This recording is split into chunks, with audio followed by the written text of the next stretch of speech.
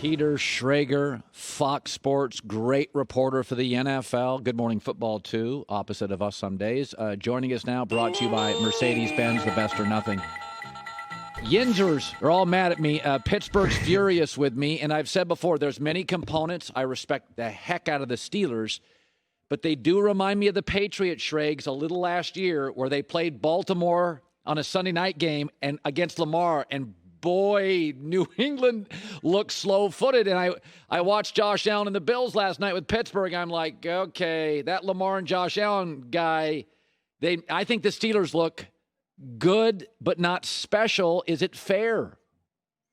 It's more than fair. Look, T.J. Watt was amazing last night. Yeah. I was watching him and Darrell Williams go at it. T.J. Watt is the real deal. He's fantastic. Minkah Fitzpatrick's great. They've had a lot of injuries. Bud Dupree is a really good player. Devin Bush is a really good player. Highsmith left last night. Then you look at the running game, it's non-existent. They couldn't get it going. And, hey, you want to do those short passes and then hope that those short pass wide receiver screens are going to work? You might want to catch the ball. And it's, Pittsburgh fans are so sensitive because I get it too, Colin, because I told Cam Hayward on a different show that I thought the Bills were going to win, and Bills were going to win by an easy margin. And that led to, everyone in hysterics in Pittsburgh. Sorry, this team does not look like a team that's going to compete with the Chiefs or the Bills or the Colts in the coming weeks unless they get healthy, unless their receivers can catch the ball. I'm watching Deontay Johnson here. He's got the most drops in the league per Pro Football Focus. Eric Ebron could not catch a ball in the last 2 weeks. Sorry, when your team is not playing well and looks sloppy in December, that's not a good thing. It doesn't usually just click and start working again. It's fair to be off on the Steelers right now. They don't look good, and they certainly don't look like they're going to win any games against any worthy competitors late in the season. I said the Buffalo Bills, the Buccaneers feel like a country club team, and the Bills feel like the public course guy that wants to be a member of the country club. I think they're totally legit. And I'll say this. It may be the best coach team in football. What they have done with Josh Allen in the last 18 months, I mean, Joy and I were talking about this morning. 18 months ago, I'm like, this guy, I would never let him throw. He's terrifying. I think they're after Kansas City. I'm not even going to say after Kansas City. I think they're complete. I think they're completely legit. Your thoughts? I know.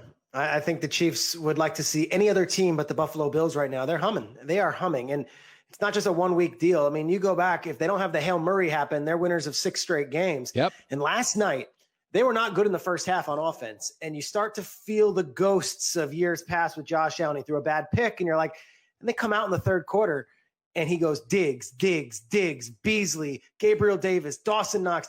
He completes 11 passes in a row in wintry weather. Like it was sleeting out there, and he's throwing darts. I tell you, this Josh Allen, he has had his moments where you wonder, all right, can I trust this guy? In the last month or so, I'm done questioning it. He is as good as any other quarterback under 30 outside of Mahomes. I might take Josh Allen, forget might. This is what we're doing. We're on the herd. I would take Josh Allen over Deshaun Watson. I would take Josh Allen over Kyler Murray. I would take Josh Allen over Joe Burrow right now if I'm building a team. He is that dialed in, and he's had the experiences of 2 years, ups and downs, where you feel like he's fully blossoming. I love watching this kid throw the ball, and I love watching him lead his team. They really believe in him. Colin, the Chiefs are the best team in the AFC and the NFL right now. The Bills might be a close second. Yeah. I look at Jalen Hurts, and my feeling is it was fun. They had an identity. They're watchable. I think it was kind of the same team playing each other. Obviously, the Saints are better, but it's this kind of unique quarterback that can do things the person they replace can't. I don't know what it looks like in a month. Maybe Taysom Hill does solve the Breeze retiring issue. Jalen Hurts, if is good, still doesn't solve we have a ton of money to pay Carson Wentz issue. Wrap a bow on what you saw with Philadelphia, what your sources say, what it means this morning. Yeah, I speak to a lot of folks in Philly, both in the week leading up to the game and then last night after the win, which they were all ecstatic for. What Jalen Hurts was able to do yesterday was not only lift the team and give a new energy, he was able to kickstart the running game, which has always been a strength for Philadelphia and just wasn't working with Carson Wentz. So Hurts goes for 100 yards rushing, only the second rookie to ever do that in his debut since Lamar Jackson, or the only other one is Lamar Jackson. And then Miles Sanders showed up for the first time all season. We were wondering where Miles Sanders is because the offense can run the ball now. It's mobile.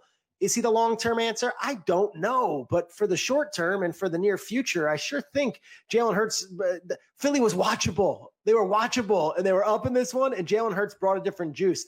This kid's played in big games before. We know his college career is very decorated and the Heisman finalist and all that. But Carson Wentz was leading a flat Eagles team that had zero running game. Jalen Hurts led an inspired Eagles team that suddenly had 200-yard rushers against the number one defense in the league. Got to think Jalen Hurts is the quarterback for at least the next couple weeks and most likely the remainder of the season. Off season, we'll deal with that then. But like you said, Carson Wentz do $25 million no matter what by the Eagles next year, and a $60 million cap hit for the Eagles on their salary cap. We never want to overreact on Monday. The Saints lost to the Eagles. Last week, the Giants shocked the Seahawks. We've seen the Raiders beat Kansas City. I say this about parenting. The days are long, but the years fly by. And in the NFL, Sundays are crazy, and then the season's kind of predictable when it's older. So let's not overreact. But I will say this, that tonight feels substantial with the Cleveland Browns. So to me, it feels substantial. So we had two teams last week, Schrags. The Giants upset Seattle. Young coach, young team. They laid an egg yesterday. The Bills had a huge win last week. Niners, they did not lay an egg. I feel like Cleveland is going to be the tiebreaker. Huge franchise win last week. What do we expect from the Browns tonight?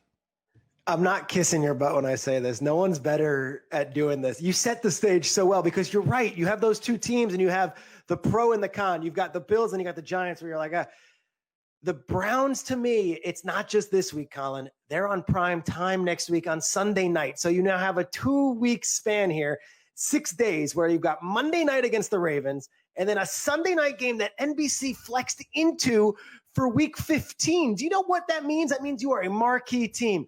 Do not lay an egg. Please don't lay an egg. Don't be the same old Browns. And yet the Ravens ran all over them week one. The Ravens looked a little better last week against Dallas. Yep. The Ravens had a bad strain of COVID that they're now finally getting out of the haze of that. I don't know what to expect. I'm not making a prediction as far as win-losses. I just think that this is the biggest Browns game in maybe 20 years. Yes. And Colin, you set the stage perfectly. And if they lose, everyone's going to fly from the bandwagon. They're on Sunday night, and if they lose twice to the Ravens and the Giants, well, then we are in the same old Browns territory, and we're talking about whether or not they're even making the playoffs. A huge game tonight, especially against a division rival that's just beaten up on them over the last few years. I know it's getting cold, and it's all these Northeast games and these Clevelands and Baltimores. The sport just keeps giving and giving and giving to us. Peter Schrager, he's also got a New York Times bestseller, Out of the Blue. He's on our Fox NFL Kickoff, a rising star, is a star. We absolutely love having you on the show, buddy. Thanks. You're the best, Colin. Thanks for having me on a Monday. You bet. Hi, everybody. Thanks for watching. Subscribe here to get the latest from the show. Also, be sure to check out more of the best clips from The Herd or go watch a few segments from other shows on FS1.